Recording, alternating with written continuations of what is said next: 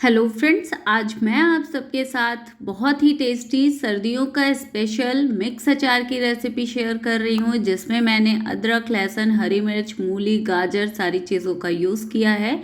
सारी चीज़ों को मैंने अच्छे से कट कर लिया था और इसे मैंने 4 से 5 घंटे धूप में सुखा लिया है। बिल्कुल भी मॉइस्चर नहीं रहना चाहिए, क्योंकि अचार को हमें लंबे टाइम तक रखना होता है, स्टोर करना होता है, इसलिए सुखाना इसे बहुत ज़रूरी है। तो फ्रेंड्स, यहाँ पे मैं आपको बता दूँ कि मैंने यहाँ पे आधा किलो गाजर ली थी, आधा किलो मैंने यहाँ पे मूली ले ली थी, जिनके मैंने पतले पतले स्लाइसेस फिंगर शेप में कट कर लिए हैं। और यहाँ पे मैंने हरी मिर्च ली है 200 ग्राम, 100 ग्राम मैंने यहाँ पे लहसुन ले ली है। और मतलब अदरक मैंने थोड़ी सी ज़्यादा ली है, आप कम भी कर सकते हो। अदरक आप अपने अकॉर्डिंग घटा बढ़ा सकते हो। लहसुन, अदरक, हरी मिर्च, ये तीनों चीज़ें आप अपने अकॉर्डिंग कम ज़्यादा कर सकते हो, जैसा पसंद करें उस हिसाब से कर लीजिएगा। गाजर और मूली मैंने आधा आधा केजी ली है। तो यहाँ पे हमारी ये जो जितनी भी वेजिटेबल्स है ना, वो सारी ही बहुत अच्छे से सूख चुकी थी। उसके बाद मैंने इन्हें ना एक बड़े बाउल में ट्रांसफ़र कर लिया है। अब हम अचार बनाना शुरू करेंगे।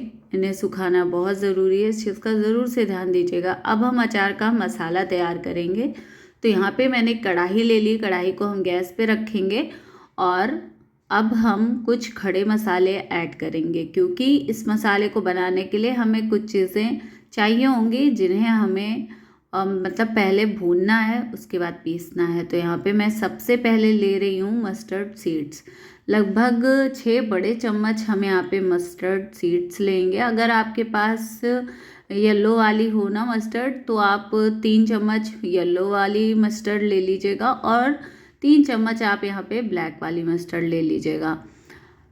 और अब हम ऐड कर देते हैं 3 बड़े चम्मच जीरा। जिस चम्मच से मैंने मस्टर्ड ली है, उसी चम्मच का यूज़ मैं जीरा के लिए भी यूज़ करूँगी, क्योंकि मतलब मेज़रमेंट बिल्कुल परफेक्ट होना चाहिए, तभी आपकी जो रेसिपी है वो परफेक्ट बनेगी। तो यहाँ पे 1 चम्मच हम काली मिर्च डाल देते हैं, क्योंकि काली मिर्च तीखापन लाएगी, इसलिए इसकी क्वांटिटी बहुत कम रखनी है। तो अचार के हिसाब से मैंने यहाँ पे 1 चम्मच ही काली मिर्च डाली है। और सारी चीज़ों को हम हल्की आंच में थोड़ा सा लगभग 2 से 3 मिनट इस तरीके से फ्राई कर लेंगे। चलाते हुए, मिक्स करते हुए हम इसे फ्राई करेंगे। बहुत ज़्यादा जलाना नहीं है। 2 मिनट फ्राई करने के बाद हम यहाँ पे लगभग 4 से 5 चम्मच डाल देते हैं खड़ी धनिया। ये भी इन्हीं मसालों के साथ अच्छे से मतलब भुन जाएगी, ड्राई रोस्ट हो जाएगी।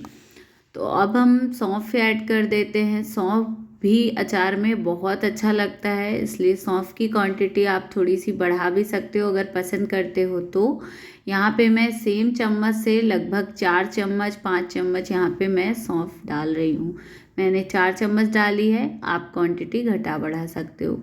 जैसे कि हमने काली मिर्च 1 चम्मच डाली थी, उसी तरीके से हम मेथी भी 1 चम्मच ही डालेंगे, क्योंकि अगर ये सारी चीज़ें ज़्यादा डाल देंगे ना, तो अचार में इसका कड़वापन आ जाएगा, जो कि हमारे अचार के टेस्ट को बिगाड़ देगा। इसलिए सारी चीज़ों को डालना है, और लेकिन एक मेज़रमेंट ज़रूरी होता है।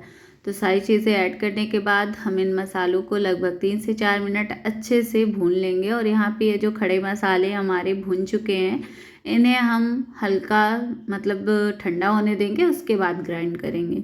तो यहाँ पे मैंने ग्राइंडिंग जार ले लिया है। सारी चीज़ों को हम ग्राइंडिंग जार में ऐड करेंगे और परफेक्टली ग्राइंड करेंगे। तो यहाँ पे हमें बहुत ज़्यादा फाइन पाउडर नहीं तैयार करना है, थोड़ा दरदरा ही हम मसाले को पीसेंगे, क्योंकि अचार वगैरह में ना थोड़ा दरदरा ही अच्छा लगता है। अगर आप चाहें तो फाइन कर सकते हो, लेकिन अचार जब भी बनाएं तो थोड़ा दरदरा ही मसाला रखें तो ज़्यादा अच्छा होता है। सारे मसालों को ग्राइंड करने के बाद एक बाउल में ट्रांसफ़र कर देते हैं, और इसमें कुछ इंग्रेडिएंट्स और ऐड करेंगे, जिन्हें हमें भूनना नहीं था, ड्राई रोस्ट नहीं करना था या पीसना नहीं था, उन्हें हम बाद में ऐड करेंगे। तो यहाँ पे मैं सेम चम्मच से 2 चम्मच भर के डाल देती हूँ हल्दी पाउडर। और अब हम ले लेते हैं अचार का सबसे ज़रूरी इंग्रेडिएंट्स, जो कि है कलौंजी। तो यहाँ पे हम 2 चम्मच भर के डाल देंगे कलौंजी, जो कि अच्छा टेस्ट भी देती है, और अचार वगैरह जब भी बनाते हैं तो कलौंजी तो होती ही है। और 2 चम्मच भर के अब हम डालेंगे कश्मीरी रेड चिली पाउडर। इससे ना टेस्ट बहुत अच्छा आता है और सबसे अच्छी चीज़ इसमें कलर बहुत अच्छा आता है। जैसे आपने देखा होगा कि मार्केट वगैरह के जो अचार होते हैं उनमें बहुत ही अच्छा रेड कलर रहता है ना, वो इसी कश्मीरी रेड चिली पाउडर की वजह से होता है। कश्मीरी मिर्च जो होती है वो तीखी नहीं होती है, इसलिए आराम से आप डाल सकते हो। तो यहाँ पे सारी चीज़ों को अच्छे से मिक्स करेंगे और वापस से हम कढ़ाई ले लेते हैं। कढ़ाई में हम लगभग 1 से 1.5 कप मस्टर्ड ऑयल गर्म होने के लिए रख देते हैं। इस ऑयल को हमें अच्छा धुआंधार गर्म करना है। धुआंधार गर्म करने का मतलब है कि जब तक इसमें से ना धुआं ना निकलने लग जाए तब तक हमें इसे गर्म करना है बहुत अच्छे से। जब आप इसे गर्म करोगे ना तो एक जो फ्लेवर होता है ना मस्टर्ड ऑयल का, वो निकल जाएगा और हमारा जो ऑयल है परफेक्टली मतलब पक जाता है, तो ये कड़वापन नहीं आता है। तो यहाँ पे अब हम इस ऑयल को थोड़ा सा ठंडा होने देंगे। उसके बाद हम यहाँ पे डाल देंगे हींग। तो जब ये मतलब मैंने इसे 5 मिनट ठंडा होने दिया, उसके बाद हल्के गरम ऑयल में आधा चम्मच हींग डाल देते हैं। जब आप हल्के गरम ऑयल में हींग डालोगे तो हींग अच्छे से पक भी जाएगी और जलेगी नहीं। और हींग डालने के बाद हम इसे अच्छे से मिक्स कर देते हैं और चलते हैं नेक्स्ट प्रोसेस में। तो जो ये गाजर और मूली, हरी मिर्च, ये सारी चीज़ें हैं ना, वो जिस बाउल में हमने डाला है वो बाउल थोड़ा सा छोटा है। अचार अच्छे से मिक्स नहीं हो पाएगा या बन नहीं पाएगा, इसलिए हम बड़े पतीले का यूज़ करेंगे। इन सारी सब्जियों को हम एक बड़े पतीले में ट्रांसफ़र कर देते हैं। ये भी थोड़ा सा छोटा ही पड़ रहा है, लेकिन जब आप इसे में मिक्स करोगे ना वो तो परफेक्टली मिक्स हो पाएंगी। तो यहाँ पे मैंने सारी सब्जियों को पतीले में ट्रांसफ़र कर दिया है। अब हमने जो मसाला तैयार करके रखा था अचार का, उसे इसी में ऐड कर देते। सारे मसाले को हम ऐड कर देते हैं। इतने अचार के लिए ये मसाला बिल्कुल परफेक्ट है, इसलिए मैंने सारा ही डाल दिया है। अब यहाँ पे हम मोस्ट इम्पॉर्टेंट इंग्रेडिएंट्स ऐड करेंगे, जो कि है नमक। तो नमक बहुत ज़रूरी है अचार में, क्योंकि नमक के बिना तो अचार का कोई मतलब ही नहीं है।